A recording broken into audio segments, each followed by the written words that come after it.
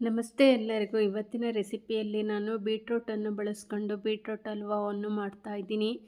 ನಮಗೆ ಏನಾದರೂ ರಕ್ತ ಇಲ್ಲ ಅಂದರೆ ಡಾಕ್ಟ್ರು ಮೊದಲಿಗೆ ಸಜೆಷನ್ ಮಾಡೋದೇ ಬೀಟ್ರೂಟ್ ತಿನ್ನಿ, ಬೀಟ್ರೂಟ್ ಜ್ಯೂಸ್ ಕುಡೀರಿ, ಬೀಟ್ರೂಟ್ ಪಲ್ಯ ತಿನ್ನಿ ಅಂತ ಹೇಳ್ತಾರೆ. ಅದೇ ರೀತಿ ನಾನು ಇವತ್ತು ಬೀಟ್ರೂಟನ್ನು ಬಳಸ್ಕೊಂಡು ಒಂದು ಹಲ್ವಾವನ್ನು ಮಾಡ್ತಾಯಿದ್ದೀನಿ. ಮಕ್ಕಳಿಗಂತೂ ತುಂಬಾ ಇಷ್ಟ ಆಗುತ್ತೆ. ಬೀಟ್ರೂಟ್ ತಿನ್ನದಿದ್ದರೂ ಸಹ ಬೀಟ್ರೂಟ್ ಹಲ್ವಾವನ್ನು ತಿಂತಾರೆ. ಅದು ಅಷ್ಟು ಚೆನ್ನಾಗಿ ಟೇಸ್ಟಿಯಾಗಿರುತ್ತೆ. ಬಾಯಲ್ಲಿಟ್ಟರೆ ಹಾಗೆ ಮೆಲ್ಟ್ ಆಗುತ್ತೆ. ಯಾವ ರೀತಿ ಮಾಡೋದು ಅಂತ ನೋಡ್ಕೊಳ್ಳೋಣ ಬನ್ನಿ. ಅದಕ್ಕೆ ನಾನು ಮೊದಲಿಗೆ ಒಂದು ಬೀಟ್ರೂಟನ್ನು ನಾನು ವಾಶ್ ಮಾಡಿ ಇಟ್ಕೊಂಡಿದ್ದೀನಿ. ಅದನ್ನು ನಾನು ಸಿಪ್ಪೆ ತೆಗೆದು ಚೆನ್ನಾಗಿ ಸಣ್ಣ ಹೋಳುಗಳಾಗಿ ಮಾಡ್ಕೊತೀನಿ. ಈಗ ನೋಡಿ, ಇಷ್ಟು ಗಾತ್ರದಲ್ಲಿ ನಾನು ಹೋಳುಗಳಾಗಿ ಹೆಚ್ಚಿಟ್ಕೊಂಡಿದ್ದೀನಿ.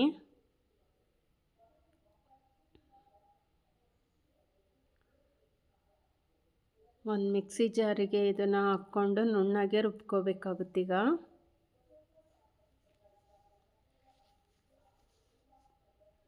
ಅದಕ್ಕೊಂದು ಅರ್ಧ ಲೋಟ ನೀರು ಹಾಕ್ಕೊಂಡು ನಾನು ಇದನ್ನು ನುಣ್ಣಗೆ ರುಬ್ಕೊತೀನಿ. ಈಗ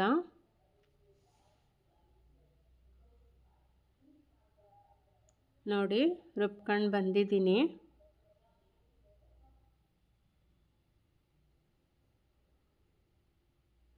ಇದನ್ನು ಈಗ ಸೋಸೋ ಜಾಲರಿ ಮುಖಾಂತರ ಇದನ್ನು ಸೋಸ್ಕೋಬೇಕಾಗುತ್ತೆ.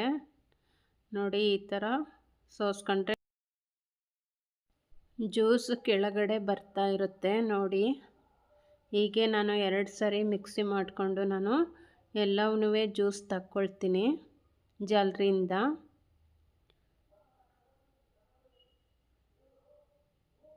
ನೋಡಿ, ಚೆನ್ನಾಗಿ ಇಂಟ್ಕೋಬೇಕು, ಇಲ್ಲಾಂದರೆ ಜ್ಯೂಸ್ ಕಮ್ಮಿ ಬರುತ್ತೆ.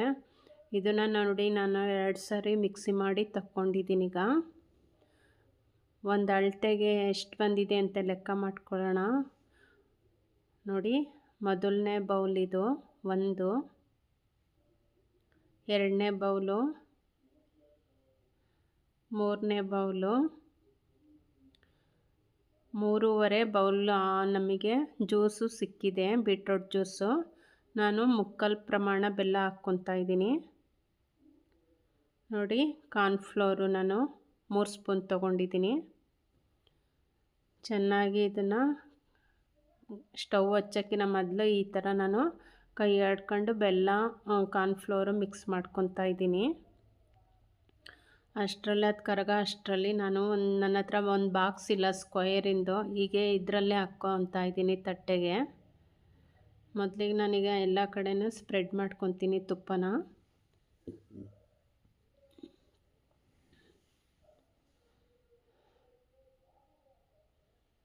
ನೋಡಿ, ಈಗ ಕಾರ್ನ್ಫ್ಲೋರು ಬೆಲ್ಲ ಎಲ್ಲ ಕರಗಿದೆ. ಈಗ ನಾನು ಮೀಡಿಯಮ್ ಫ್ಲೇಮಲ್ಲಿ ಸ್ಟವ್ ಹಚ್ಚಿ ತಿರುಗಿಸ್ಕೊತಾ ಇರ್ತೀನಿ. ಗಂಟಿಲ್ದಂಗೆ ನಿಧಾನಕ್ಕೆ ತಿರುಗಿಸ್ಕೊತಾ ಬರಬೇಕಾಗುತ್ತೆ.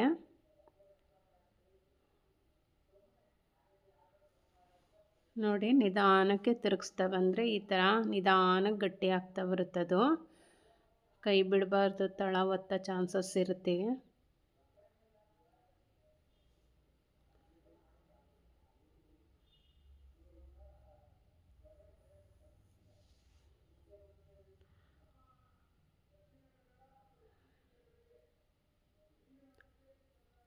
ನೋಡಿ, ಈ ಥರ ನಾವು ಚೆನ್ನಾಗಿ ಕಲಕ್ತಾ ಇರಬೇಕು ಅವಾಗವಾಗೇ, ಇಲ್ಲಾಂದರೆ ತಳ ಒತ್ತಿಬಿಡುತ್ತೆ. ಬೇಕು ಅಂದರೆ ಬಾದಾಮಿ ಗೋಡಂಬಿ ಹಾಕ್ಕೋಬೋದು, ಆಪ್ಷನಲ್ಲ, ನಿಮಗಿಷ್ಟ ಇದ್ದರೆ ಹಾಕ್ಕೋಬೋದು. ನಾನು ಒಂದು ಸ್ವಲ್ಪ ಗೋಡಂಬಿ ಹಾಕ್ಕೊತಾ ಇದ್ದೀನಿ. ಈಗ 1 ಸ್ಪೂನು ತುಪ್ಪ ಹಾಕ್ಕೊತಾ ಇದ್ದೀನಿ. ತುಪ್ಪ ಏನಕ್ಕೆ ಅಂದರೆ ಒಂದೊಳ್ಳೆ ಕಲರ್ ಬರುತ್ತೆ ಅಂತ ಅಷ್ಟೇ ಅಲ್ವಾ, ಮತ್ತು ರುಚಿನೂ ಇರುತ್ತೆ. ನೋಡಿ, ಈಗ ಗಟ್ಟಿ ಆಗ್ತಾಯಿದೆ ಇದು. ಗೋಡಂಬಿ ಹಾಕ್ಕೊತಾ ಇದ್ದೀನಿ ನಾನು ಚಿಕ್ಕದಾಗಿ ಕಟ್ ಮಾಡ್ಕೊಂಡು. ಆಪ್ಷನಲ್ಲ, ನಿಮಗಿಷ್ಟ ಇದ್ದರೆ ಹಾಕ್ಕೊಳ್ಳಿ, ಇಲ್ಲಾಂದರೆ ಬೇಡ. ಆದರೆ ಬಾಯಿಗೆ ಸಿಗುತ್ತಲ್ಲ, ತುಂಬ ಟೇಸ್ಟ್ ಇರುತ್ತೆ, ಹಾಕ್ಕೋಬೋದು. ನೋಡಿ, ಇದಾಯಿತು. ಈಗ ನೋಡಿ, ನಾನು ತಟ್ಟೆಗೆ ಹಾಕ್ಕೊತಾ ಇದ್ದೀನಿ. ಯಾವಾಗಲೂ ಜ್ಯೂಸ್ ಕುಡಿಯೋದು ಪಲ್ಯ ತಿನ್ನೋದು ಇದ್ದಿದ್ದೆ. ಈ ಥರ ಒಂದು ಸರಿ ವಾರಕ್ಕೊಂದು ದಿವಸ ಈ ಥರ ಸ್ವೀಟ್ ಮಾಡ್ಕೊಂಡು ತಿಂದರೆ ಎಷ್ಟು ಖುಷಿ ಆಗುತ್ತೆ. ಮಕ್ಕಳಂತೂ ತುಂಬಾ ಇಷ್ಟಪಟ್ಟು ತಿಂತಾರೆ. ಒಂದು ಸಲ ಟ್ರೈ ಮಾಡಿ ನೋಡಿ. ನೋಡಿ, ಒಂದು ಅರ್ಧ ಗಂಟೆ ಬಿಟ್ಟಾದಮೇಲೆ ನಾನು ಇದನ್ನು ತೋರಿಸ್ತೀನಿ. ಈಗ ಆರೋದಕ್ಕೆ ಬಿಡಬೇಕು ಇದನ್ನು.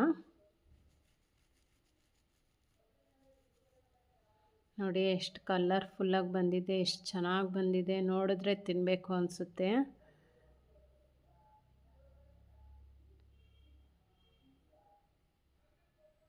ನೋಡಿ, ಅರ್ಧ ಗಂಟೆ ಆದಮೇಲೆ ನಾನು ಇದನ್ನು ತೋರಿಸ್ತಾ ಇದ್ದೀನಿ. ನೋಡಿ, ಇದು ಆರಿದೆ. ಈಗ ಚಾಕು ಸಹಾಯದಿಂದ ಕಟ್ ಮಾಡಿ ತೋರಿಸ್ತಾ ಇದ್ದೀನಿ.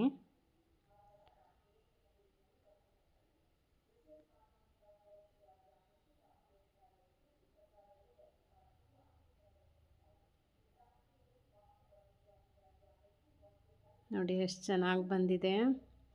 ಬಾಯಲ್ಲಿಟ್ರಂತೂ ತುಂಬಾ ಟೇಸ್ಟಿಯಾಗಿದೆ. ಹಾಗೆ ಕರಗೋಗುತ್ತೆ, ಅಷ್ಟು ರುಚಿ ಇದೆ. ನಾನು ಹೆಂಗೆ ಬರುತ್ತೋ ಏನೋ ಅಂದ್ಕೊಂಡಿದ್ದೆ. ತುಂಬ ಚೆನ್ನಾಗಿದೆ. ನಾನು ಇದೇ ಮೊದಲಿಗೆ ನಾನು ಮಾಡ್ತಾ ಇರೋದು. ತುಂಬಾ ಚೆನ್ನಾಗಿದೆ. ನೀವು ಸಹ ಒಂದು ಸಲ ಟ್ರೈ ಮಾಡಿ ನೋಡಿ. ನೋಡಿ ಎಷ್ಟು ಕಲರ್ಫುಲ್ಲಾಗಿ ಬಂದಿದೆ. ಮಕ್ಕಳಂತೂ ತುಂಬಾ ಇಷ್ಟಪಟ್ಟು ತಿಂತಾರೆ. ಒಂದು ಸಲ ಟ್ರೈ ಮಾಡಿ. ನನ್ನ ವಿಡಿಯೋ ನಿಮಗೇನಾದರೂ ಇಷ್ಟ ಆದರೆ ಲೈಕ್ ಮಾಡಿ, ಶೇರ್ ಮಾಡಿ, ಕಮೆಂಟ್ ಮಾಡಿ, ಸಬ್ಸ್ಕ್ರೈಬ್ ಆಗಿ. ಥ್ಯಾಂಕ್